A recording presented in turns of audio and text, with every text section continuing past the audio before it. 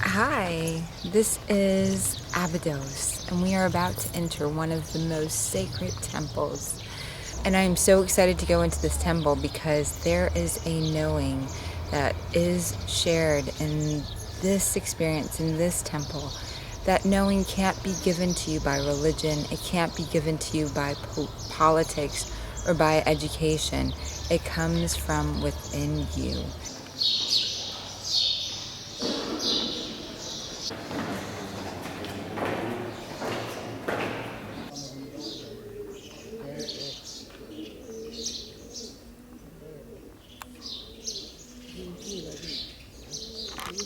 About the structure. Remember, we were talking about how when Seti's temple was built, according to the record from the time, this structure was completely buried under the sand, lost and forgotten.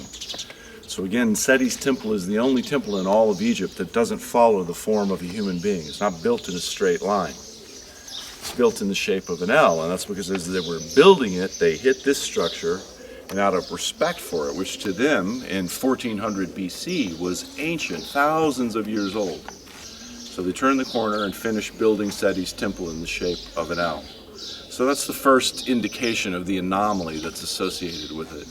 The second thing is if you look at the structure itself, at the size of the stones, these stones are massive. You know, these are 100 tons. The average block size in Egyptian construction is between 1/2 ton and maybe 2 tons, setting aside obelisks and things like this.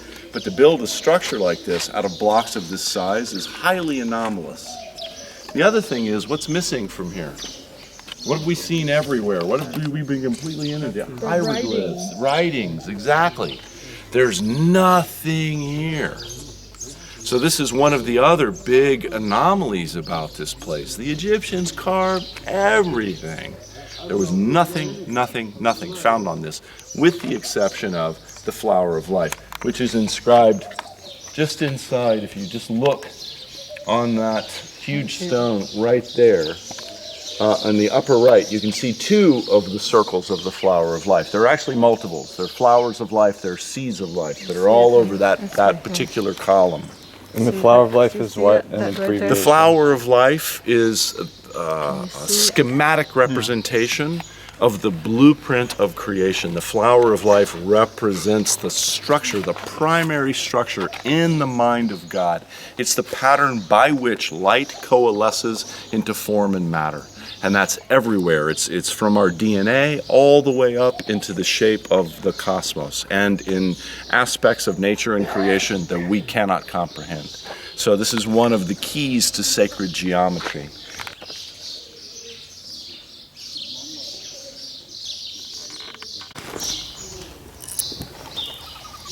So there's, wow, this one is just so powerful, the flower of life. Yeah.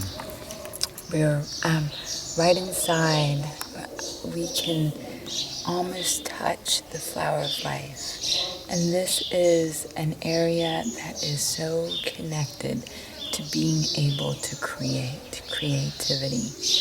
Everything that's ever been created, everything original, everything that's come about has come from this interconnection and resource of knowing yourself. Well, So as we stand here at the ancient site of the Osirion, many here call it the burial site of Osiris. There is supposedly a story told that the spine or the vertebrae of Osiris and his head was buried here.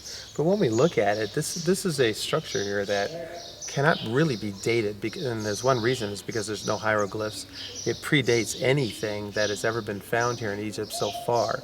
The monolithic structure here, the massive placement of these pillars, make people, just about everyone, scratch their heads on how they did it, how they were able to bring it all the way here and place this, and what this structure represented. Many feel that it was a temple of initiation. Normally there's not water in this place. This comes from a natural aquifer. It doesn't come from Nile seepage. There's stories told that people travel, for hundreds of years coming here to get the water from the Osirion because it has a healing effect. And in my research is that it comes from an aquifer buried deep in the earth, that what we call core of the earth, it holds on to a cellular memory of ancient times. And so when it touches us, it throws our cells back into this ancient understanding. So that's the reason why we can have a spontaneous effect from it. So putting a drop of this on your head sends you in a very high vibrational state. So fascinating place though. You could feel the power.